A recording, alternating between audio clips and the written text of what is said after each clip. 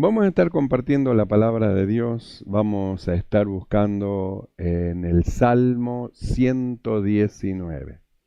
Muchas veces hablamos y dijimos de este salmo, lo valioso que es y lo importante que sería si todos los hermanos leen este salmo. Es muy hermoso y cuando usted lo comienza a leer y lo termina de leer, usted descubre toda la riqueza que hay en él. Y otro día lo vuelve a leer porque es tan interesante. Y otro día lo vuelve a leer porque resulta tan sabroso espiritualmente que es algo muy hermoso que todos deberíamos leer el Salmo 119. Y de este Salmo 119 vamos a estar leyendo un verso que es el verso 94. Salmo 119, verso 94. Dice así la palabra del Señor. Tuyo soy yo, sálvame, porque he buscado tus mandamientos. Oramos. Mi amado Señor, te alabamos, ensalzamos tu nombre. Padre bueno, te damos gracias, Señor, por darnos en esta noche este privilegio de poder estar delante de ti para compartir con los hermanos este culto que se ha hecho para ti, culto de adoración, culto de alabanza, culto de oración y culto para oír tu voz, lo que tu Espíritu habla y dice a la iglesia. Te rogamos, abras tú, Señor, los ojos de nuestro entendimiento para comprender con claridad todas las cosas y en esta noche gracia abundante sea dada sobre todo tu pueblo. Extiende tu mano para sanar al enfermo, para libertar al oprimido, para levantar al caído, para dar fuerzas nuevas al que no tiene ninguna. Padre, vivifícanos en tu verdad. Tu palabra es verdad. Gracias, Señor, te damos en el nombre de Jesucristo. Amén y amén. Tomamos asiento. Gloria al Señor. Este es el salmo más largo entre todos los salmos que hay. Y es un salmo que no tiene título de quién lo ha hecho. Sabemos que es por inspiración del Espíritu de Dios, por las cosas que están escritas, un salmo inspirado por el Espíritu de Dios, pero no sabemos a través de quién. Algunos estudiosos se lo achacan, diríamos así, se dicen que puede ser de David y otros no, porque no hay un registro donde diga quién es el autor. Pero sí nosotros sabemos quién es el que le dictó todas estas cosas hermosas que están escritas en este salmo. Por eso nosotros insistimos en la necesidad de leerlo, tranquilamente leerlo, y usted a medida que vaya leyendo va a ir descubriendo cosas muy hermosas. En este pasaje que nosotros hemos leído, el escritor dice, tuyo soy yo, sálvame, porque he buscado tus mandamientos, sálvame, sálvame, he buscado tus mandamientos. Cuando usted lea el Salmo, va a encontrar que hay un pasaje donde él dice, antes que fuese yo humillado, descarriado andaba descarriado. Dice. Antes que fuese humillado, yo descarriado andaba. Y un par de versículos más abajo de allí, él vuelve a comentar y dice, bueno me es haber sido humillado, dice, porque ahora guardo tu palabra. Entonces, este pasaje que leímos, él es una exclamación hacia Dios y le está diciendo, yo soy tuyo, te pertenezco, sálvame, porque si tú no me salvas, ¿quién me va a salvar? Hay otro salmo que dice, si el Señor no guarda la ciudad, en vano vela la guardia. Y si el Señor no edifica la ciudad, en vano trabajan los edificadores. Quiere decir que apunta siempre a la manifestación, a la mano de Dios, a la operación de Dios para edificar, y a la operación de Dios para fortalecer, y a la operación de Dios para guardar, y a la operación de Dios, como dice en este pasaje, para salvar, para salvar. Entonces él expresa y dice, tuyo soy yo, sálvame, sálvame. Entonces nosotros miramos y decimos, ¿de qué tiene que ser salvado? Yo le voy a leer algunos versos de qué es que el escritor ruega que sea salvado, que son versos del Salmo 119, que dice así, contra mí forjaron mentira los soberbios. Sálvame, los soberbios están hablando mentira, sálvame. Verso 79, dice, sean avergonzados los soberbios, porque sin causa me han calumniado. Siguen hablando los soberbios mal de mí. El verso 85, los soberbios, dice, me han cavado hoyo. ¿Para qué le cavan el hoyo? Acá lo vamos a sepultar a este lo vamos a liquidar, lo vamos a matar a este. Vamos a cavarle el hoyo y en el hoyo que vamos a cavarle lo vamos a sepultar. Entonces dice el salmista, guárdame, los soberbios me cavaron hoyo. Es decir, me están queriendo sepultar. Luego dice el verso 95, los impíos, dice, me han aguardado para destruirme. Es decir, me quieren destruir, me quieren hacer pedazos, me han aguardado, están esperando, viendo la forma de cómo lo vamos a destruir. Los impíos me han aguardado para destruirme. No permitas que los soberbios me opriman, no permitas. El verso 157, muchos son mis perseguidores y mis enemigos. Y el verso 101 dice, príncipes me han perseguido sin causa, andan detrás de mí buscando a ver cómo lo destruimos. Vamos a hacer el pozo, así lo sepultamos. A este lo vamos a liquidar, lo vamos a sepultar. A este vamos a hablar mal en contra de él, vamos a calumniar, vamos a decir cosas. Por eso nosotros llegamos a este verso 94, donde él exclama, levanta su voz a Dios y dice, yo soy tuyo, sálvame. Sálvame, me tienen rodeado, me rodean, me quieren destruir, me quieren matar, quieren quitarme la vida, sálvame. Mira, sí, yo descarriado andaba así y en mi descarriamiento yo fui humillado, pero el haberme humillado me causó bien a mí, porque ahora fui llevado a guardar tus mandamientos, ahora guardo tus mandamientos. Entonces eleva su voz, yo te ruego, sálvame, sálvame, he buscado tus mandamientos, ahora he buscado, antes no, estaba descarriado, pero ahora he buscado tus mandamientos, soy tuyo, sálvame. Qué comunión con Dios, para que levante su voz, soy tuyo, te pertenezco, soy tuyo, sálvame. Por eso la continuación de este verso dice, los impíos me han aguardado para destruirme, pero yo consideraré tus testimonios. Y cuando dice los soberbios, dice, ellos forjaron mentira sobre de mí los soberbios, luego él dice, pero yo he guardado tu palabra.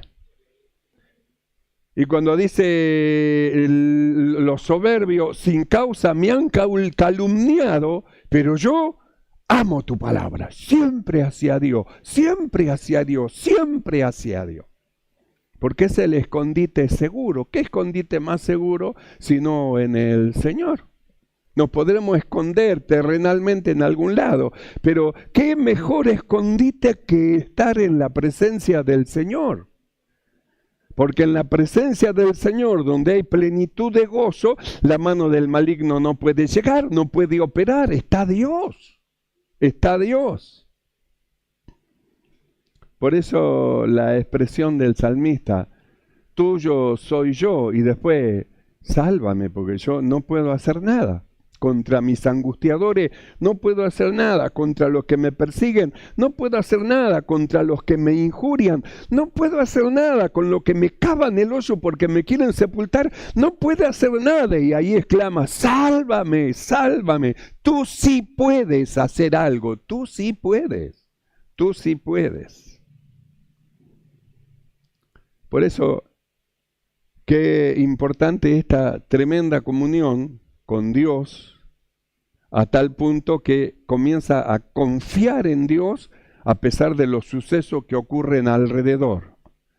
Lo rodearon, dice, fuertes toros de Basán me han rodeado, lo tenían rodeado, mas yo en ti he esperado, en ti, estoy confiando en ti, soy tuyo, te pertenezco, soy tuyo, soy tuyo.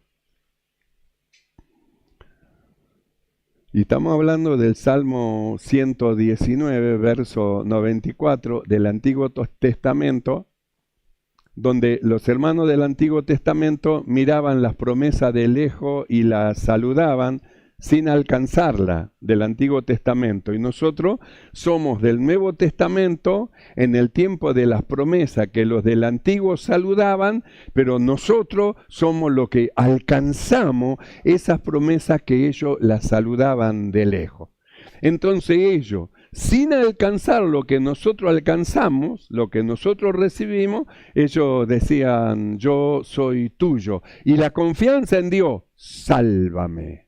Confío en Dios. Yo confío en Dios. Sí, pero cavaron el hoyo para sepultarte. Yo confío en Dios. Sí, pero están hablando mal de vos. Yo confío en Dios. Sí, pero te calumnian. Yo confío, la fe, la confianza, la fe en la verdad, la confianza en Dios, de tal manera que el gozo del Señor es la fortaleza de Él. No estamos hablando que yo tengo gozo.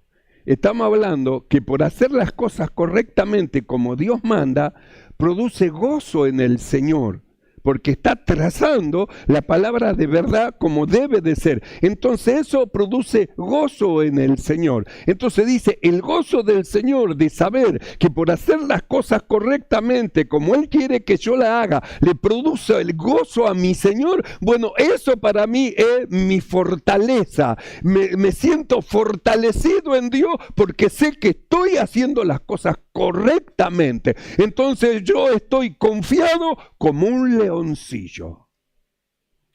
No temeré lo que me pueda decir el hombre. Me interesa lo que dice Dios, mi Dios, de quién soy y a quién sirvo. Por eso Él dice, tuyo soy yo, soy tuyo, te pertenezco a ti, estoy en tus manos. Tienes el derecho de hacer conmigo como tú quieras. Tienes el derecho de derribarme por tierra, tienes el derecho. Y tienes el derecho de ponerme de pie, tienes el derecho. Tienes el derecho de quitarme la vida y tienes el derecho de darme la vida. Porque yo soy tuyo. Y lo que puedo decir es decirte, sálvame, sálvame, sálvame, sálvame. Por eso que es importante llegar a ese punto de comunión con Dios, que tiene una claridad tan tremenda en cuanto al auxilio de Dios, que ahora se pone en las manos de Dios para que Dios vaya dirigiendo y rigiendo su vida. Entonces es tremendo esa posición de darse cuenta, de repente de darse cuenta quién es su dueño. ¿Usted sabe quién es su dueño? Algunos pueden decir, no, mi dueño es mi papá. Otro dice, mi dueño es mi mujer. Otro dice, mi dueño es mi marido. Otro dice, mi dueño es mis hijos. Mi dueño, mi dueño. Sin embargo, el salmista dice, yo soy tuyo. Mi dueño es el que me compró. Mi mamá no me compró. Mi papá no me compró. Mi esposa ni mis hijos no me compraron. Pero Él me compró con sangre preciosa. Entonces, soy tuyo. Tuyo soy yo. Sálvame, sálvame, sálvame. Soy tuyo, te pertenezco. Soy tuyo. Por eso decimos que los hermanos del Antiguo Testamento, ellos no gustaron las cosas que nosotros gustamos en el tiempo presente. Y a pesar de que ellos no gustaron las cosas que nosotros gustamos, sin embargo ellos tenían una comunión tan profunda que podían enteramente confiar en Dios y decir, aunque ande en valle de sombra y de muerte, como estoy confiado en ti, no temeré mal alguno, porque yo sé que tu vara y tu cayado me van a infundir aliento. Yo sé que tu palabra me va a infundir aliento. Yo sé que tu palabra me va a fortalecer. Yo sé que por tu palabra vas a vivificar mi cuerpo mortal. Por tu palabra, yo sé. Esa seguridad de quién soy. Esa seguridad de quién soy. Y esa seguridad de estoy en las manos de mi Dios, de mi Dios. Como en el Nuevo Testamento hay el testimonio de un hombre que puso su vida y sus manos y todo su ser en las manos del Señor. Un hombre que según sus pensamientos él estaba haciendo muy bien. Y según sus pensamientos estaba haciendo lo que Dios le decía que tenía que hacer. Según su pensamiento, Dios lo mandó a hacer eso. Entonces, como Dios lo mandó a hacer eso, él fue a los sacerdotes y le pidió carta para ir a las iglesias, a los templos de Damasco, para traer preso a aquellos que seguían el camino. Y así hizo. Pidió carta porque según él, Dios le mandaba a hacer esto, agarró las cartas y fue rumbo a Damasco a traer preso a todos los que creían en el camino. En el Señor. Pero la Biblia dice que por el camino, dice, le resplandeció una luz más fuerte que el sol, mucho más fuerte. Y en Hechos 9, verso 4 en adelante, dice lo siguiente. Y cayendo en tierra, este hombre, llamado Saulo, y cayendo en tierra, que él pensaba que estaba haciendo la voluntad de Dios y que estaba haciendo lo que Dios le mandó que haga, porque él pensaba que estaba haciendo bien a Dios, y cayendo en tierra, oyó una voz que le decía, Saulo, Saulo, ¿por qué me persigues? Él dijo, ¿quién eres, Señor? Ahora, usted observe, dice, ¿por qué me persigues? Y hubiera dicho Saulo, pero sí, yo no estoy persiguiendo a nadie en especial, simplemente a los seguidores del camino, simplemente a los seguidores de aquel que dicen que murió y que resucitó, a eso. Y Jesús dice, ¿por qué me persigue? Y si perseguía a los seguidores del camino, ¿a quién estaba persiguiendo? Al Señor, al Señor. Estaba persiguiendo al Señor, persiguiendo a los que habían creído, estaba persiguiendo al Señor. Por eso le dice, ¿por qué me persigue? Nosotros aprendimos por las cartas de Pablo qué era lo que es eso que estaban siguiendo el camino. ¿Cómo es que el apóstol lo denomina el cuerpo de Cristo? Y si eran el cuerpo de Cristo, entonces estaba Saulo persiguiendo al mismo Jesús sin saberlo. Él pensaba que perseguía a los seguidores del camino, pero no. Jesús se le aparece y le dice, ¿por qué me persigues? Saulo, Saulo, ¿por qué me persigues? Y él dijo, ¿quién eres, Señor? Y le dijo, yo soy Jesús a quien tú persigues. Dura cosa te es dar coces contra el aguijón, es decir, patada contra un clavo de punta, eso es. un clavo de punta y pegarle patada porque yo lo voy a romper. Dice, te es muy duro pegarle patada con pie descalzo a un clavo con la intención de doblar. No lo va a doblar, te va a lastimar. Te va a lastimar. Es dura cosa es dar patadas contra el aguijón. Dura cosa es dar coces contra el aguijón. Él, temblando y temeroso, dijo, Señor, ¿qué quieres que yo haga? Y el Señor le dijo, levántate y entra en la ciudad y se te dirá lo que debes hacer. Entonces nosotros miramos a Saulo, que de repente le sucede un suceso extraordinario donde el Señor lo trata directamente a él y donde él se da cuenta del mal que estaba haciendo, pensaba que estaba haciendo bien, pero cuando vio esa visión y oyó la voz, entendió que lo que estaba haciendo estaba mal, entonces se somete delante del Señor y le dice, ¿qué quieres que yo haga?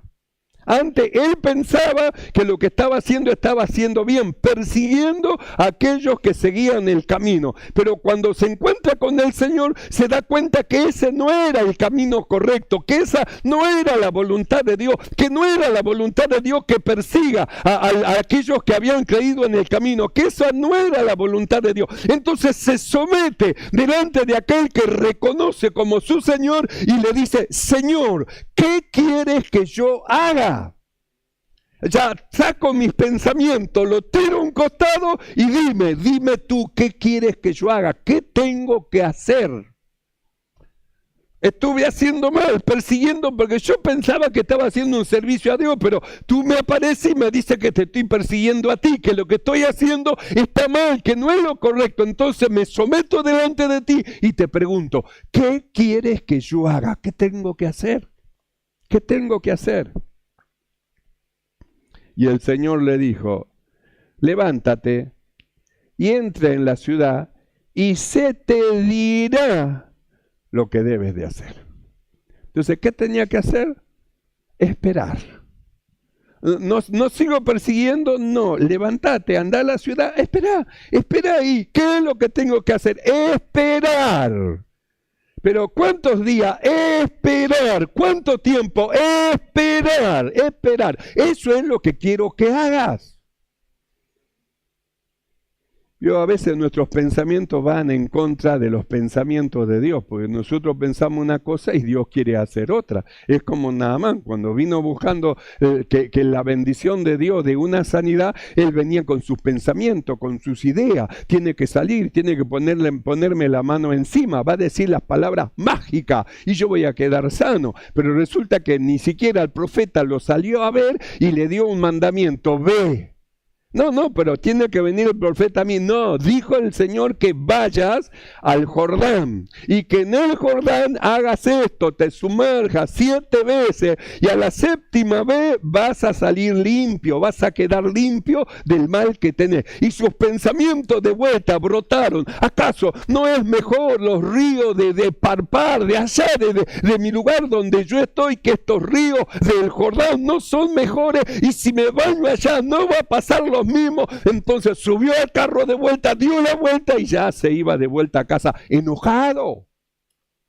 Ya se iba enojado, malhumorado. ¿Cómo? Yo soy el general, ¿cómo no va a venir a mí a decirme, a ponerme la mano? Me manda que me vaya a sumergir, ni siquiera me vio. Me manda que me vaya a meter en ese río sucio del Jordán. No, estaba enojadísimo.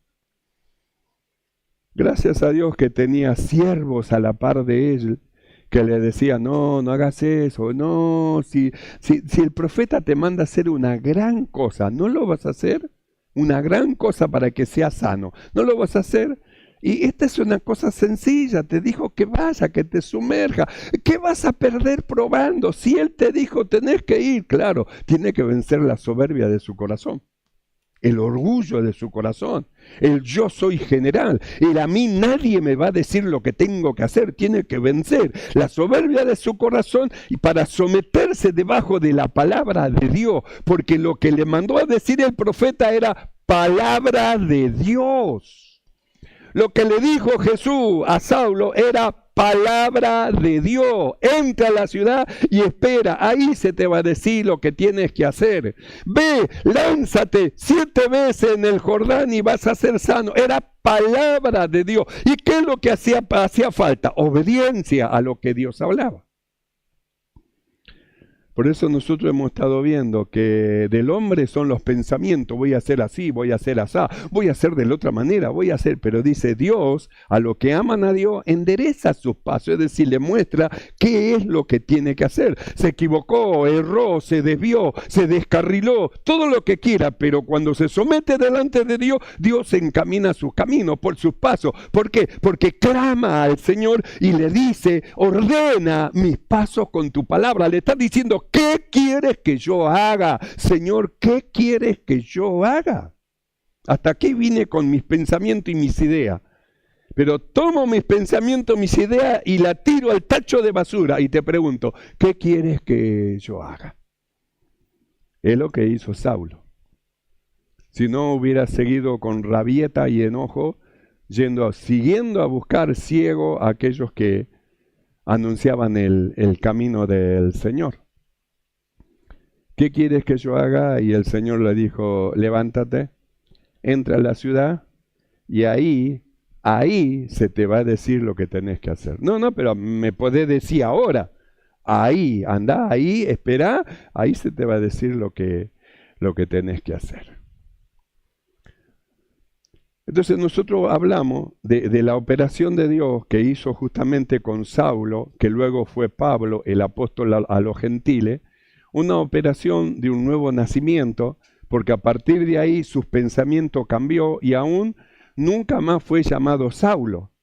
En las Escrituras usted lee y se da cuenta que tiene ahora otro nombre. ¿Por qué tiene otro nombre? Porque fue mudado en otro hombre, en un hombre nuevo, creado, según Dios, en la justicia y santidad de la verdad, sobre quien iba a venir de parte de Dios la revelación del Evangelio de su Hijo Jesucristo. Es decir, la revelación de la palabra de Dios. Entonces, ¿cómo es que hizo Saulo, pasó a Pablo? Por el nuevo nacimiento. Un nuevo nacimiento y un cambio de pensamiento. Y luego ahí la revelación de lo que era Dios, la revelación del Señor Jesucristo, la revelación de lo que era la ley, de lo que eran los profetas, la revelación de lo que ocurrió en él con Cristo, de lo que ocurrió en su vida con Cristo, que es lo que el apóstol Pablo revela en capítulo 2 de Gálatas capítulo 2,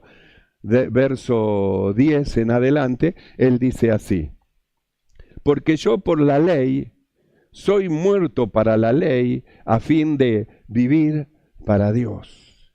Entonces está diciendo, yo pensaba que yo era un siervo de la ley y como siervo de la ley iba a buscar a aquello que blasfemo, que seguían el camino, como siervo de la ley. Pero cuando se produce este cambio, este nuevo nacimiento, entonces ahora él se da cuenta que por causa de Cristo, él para la ley y por la ley es muerto para la ley. ¿A fin de qué, Pablo? Ahora a fin de vivir para Dios, es decir, que Dios tome las riendas de mi vida y me lleve donde Él quiera, me lleve donde Él quiera. Por eso nos acercamos al salmista, soy tuyo, Señor, yo soy tuyo, sálvame, soy tuyo, te pertenezco, mi vida te pertenece. Las riendas de mi vida las tienes tú. Yo no gobierno mi cuerpo mortal. Yo quiero hacer tu voluntad, obedecer a tus palabras, a tus mandamientos. Por eso Él dice, yo soy tuyo, tuyo soy yo, sálvame, porque he buscado tu mandamiento. Quiero que tú me guíes, que tú me dirijas, que tú me ilumines. No sean las cosas como yo quiero, sino como tú. Así se han hecho. Eso habla de una entrega completa al Señor, una entrega completa al Señor. Entonces Pablo, él declara en Gálatas 2:10, porque yo por la ley soy muerto para la ley a fin de vivir para Dios. Con Cristo estoy juntamente crucificado y ya no vivo yo, mas vive Cristo en mí. Y lo que ahora vivo en la carne, lo vivo en la fe del Hijo de Dios, el cual me amó y se entregó a sí mismo por mí. Entonces, esto es una revelación, porque ninguno de los apóstoles dijo esto. Es una revelación entregada a un hombre nuevo, nacido según Dios en la justicia y santidad de la verdad, de lo que pasó con él juntamente cuando creyó, que él fue bautizado en su muerte, en la muerte de Cristo. Por eso dice, yo con Cristo estoy juntamente crucificado. Cristo fue crucificado, yo también fui crucificado. Cristo murió, yo también morí con él. Cristo fue sepultado, yo también fui sepultado con él. Cristo resucitó, yo también juntamente con él he resucitado. Es una revelación de Dios. Con Cristo estoy juntamente crucificado. Y ya no vivo yo, mas vive Cristo en mí.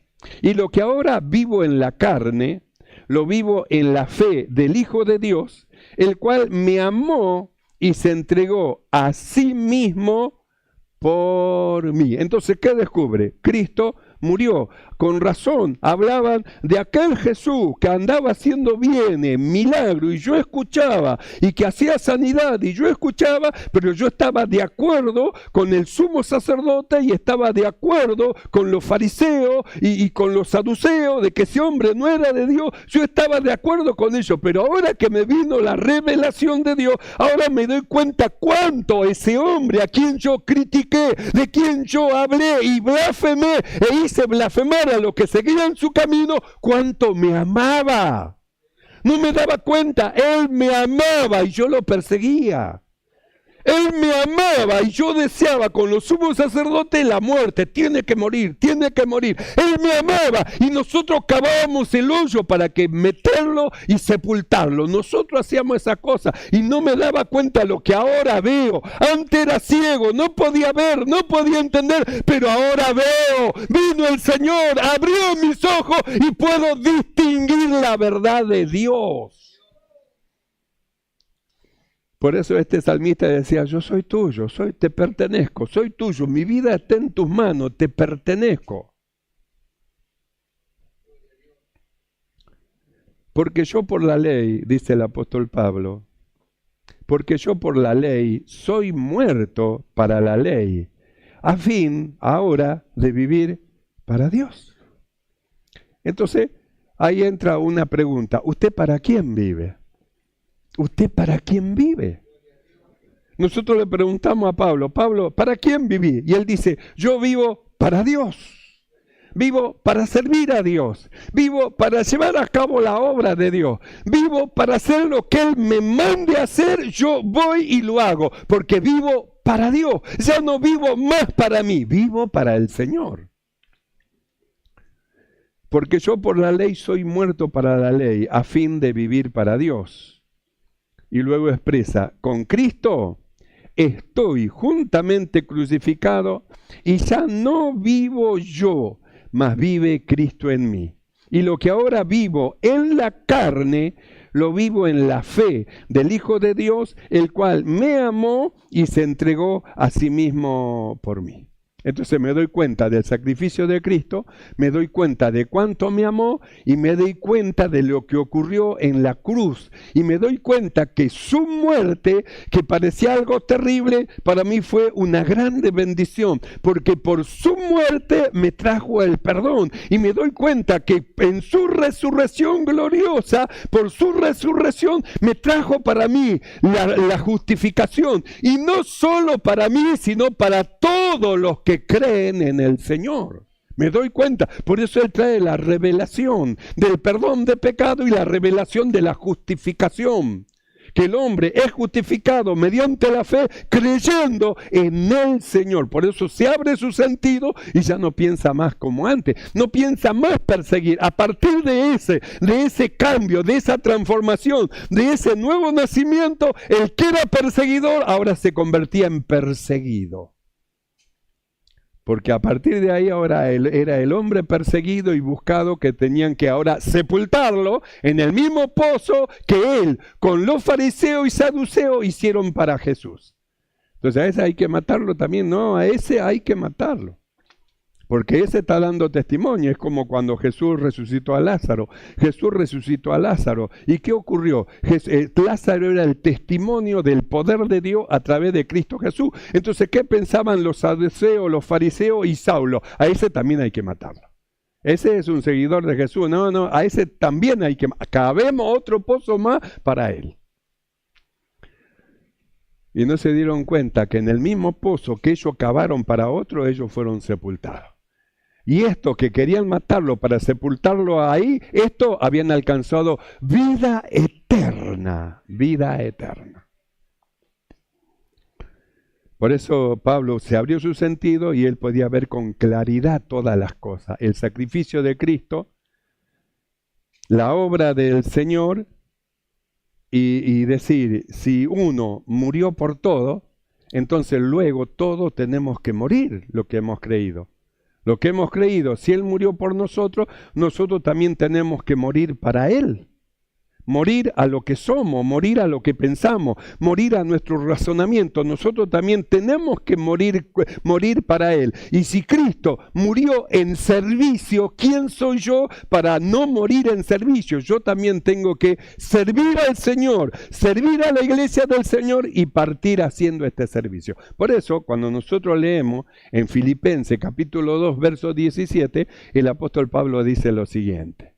Dice, y aunque sea derramado en libación sobre el servicio, sobre el sacrificio y servicio de vuestra fe, me gozo y regocijo con todos vosotros. Entonces le está diciendo, yo me gozo. ¿Sabe qué? Me gozo y me alegro de que mi vida se vaya gastando en el servicio de ustedes. Mientras voy siendo consumido como una vela, voy dando luz hasta que llegue hasta abajo. Y cuando llegue hasta abajo, podré decir, he acabado la carrera, he guardado la fe. Me espera la corona de justicia que el Señor me tiene preparada. Y no solo a mí, sino a todos los que aman su venida. Derramado en libación, ¿sabe lo que es? La libación era una ofrenda líquida que se derramaba sobre un sacrificio aceptable de Dios. Entonces el sacrificio aceptable fue Cristo, y la vida derramada sobre el sacrificio de Cristo en servicio de los hermanos, eso también es una ofrenda agradable a Dios, muy agradable. Por eso Él dice, aunque yo sea derramado, yo voy a derramar mi vida en libación sobre el sacrificio y el servicio de vuestra fe. ¿Sabe qué? Yo no estoy triste, estoy contento de haber gastado mi vida sirviendo a los santos. Estoy contento. Por eso dice, me gozo y me regocijo con todos vosotros. Y luego dice, y asimismo, gozaos y regocijaos también vosotros conmigo. Que mi alegría por ese trabajo no sea solo mía, sino que ustedes también se regocijen conmigo de la labor que Dios me ha permitido que lleve a cabo en mi tiempo en la carne. Por eso dice, y aunque sea derramado en libación sobre el sacrificio y servicio de vuestra fe, me gozo y regocijo con todos vosotros. Y asimismo, gozaos y regocijaos también vosotros, también conmigo. Entonces ahora lo incluye. Yo me regocijo, yo me gozo, yo me alegro. Yo estoy crucificado, muerto, sepultado con Cristo, pero ahora ustedes gócense también conmigo, porque ustedes también han sido crucificados, han sido muertos, han sido sepultados y han sido resucitados con Cristo como yo. Así que gozaos ustedes también conmigo. Por eso cuando pasamos al libro de Romanos, capítulo 14, verso 7, el apóstol Pablo dice lo siguiente. Ninguno de nosotros, escuche bien, ninguno de nosotros vive para sí, y ninguno muere para sí. Pues si vivimos, para el Señor vivimos, y si morimos, para el Señor morimos. Así pues sea que vivamos o que muramos, del Señor somos. Entonces, ¿quiénes son del Señor? nosotros, dice, nosotros. ¿De quién somos? Nosotros somos del Señor. ¿Y quiénes son estos nosotros? Es el grupo selecto, la elección de Dios. Los que antes conoció, los predestinó para que fuesen conformados a la imagen del Señor. Un grupo selecto, la elección de Dios. ¿Quiénes? Nosotros. Por eso dice, ninguno de nosotros vive para sí o muere para sí. Entonces, usted observe, dice, ninguno de nosotros. Esa palabra nosotros, en el lenguaje castellano, es un pronombre personal. ¿Cómo? Los pronombres. Yo, tú, él, nosotros, vosotros, ellos. Entonces, no dice el apóstol yo solo, no. Ni tampoco dice tú solo, ni tampoco dice él solo, sino que él dice nosotros. Tampoco él dice vosotros ni dice ellos, sino dice nosotros. ¿Quiénes son nosotros? La elección de Dios, los que Dios escogió. Nosotros, lo que hemos creído. Nosotros, lo que le amamos a Dios. Nosotros, lo que le decimos, tuyo soy yo, sálvame, soy tuyo. Nosotros. Entonces dice el apóstol, porque ninguno de nosotros vive para sí, y ninguno muere para sí. Pues si vivimos, para el Señor vivimos, y si morimos, para el Señor morimos. Así pues sea, que vivamos o que muramos, del Señor somos. ¿De quién dice que somos nosotros? Del Señor somos. Entonces, por eso es que el salmista dice, tuyo soy yo, sálvame. Y es una de las promesas que el Señor hizo sobre la iglesia. He aquí estoy con vosotros hasta el fin del mundo. ¿Hasta el fin del mundo? Sí, hasta el final estoy con ustedes. Entonces, ¿podemos elevar la voz y decirle, soy tuyo, sálvame? Podemos decirle, sálvame. Estoy en una situación de encrucijada, sálvame. Estoy en una situación de sombra, de muerte, sálvame. Estoy en una situación de soberbio, orgulloso. Buscan mi alma, cavaron el pozo, sálvame. ¿Y sabe lo que responde Dios? Clama a mí, yo te responderé, clama a mí.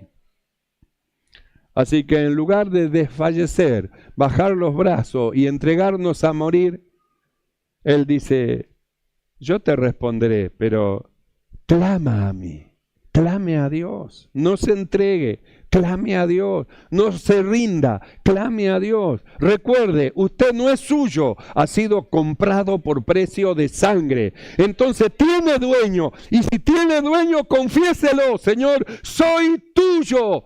Sálvame, Señor, sálvame. Cierre sus ojos y vamos a orar. Dios quiere enviar su auxilio y lo envía sobre lo suyo. Porque no hay justo desamparado ni que sus hijos mendiguen pan. Porque el Señor conoce todas las cosas. Él sabe nuestra entrada, nuestra salida, conoce nuestros pensamientos, nuestras ideas, lo que hablamos, lo que pensamos, todo lo sabe. Entonces, pongámonos en la mano del Señor y digámosle, Señor, tuyo soy yo. Sálvame, Señor. Cierre sus ojos y oramos.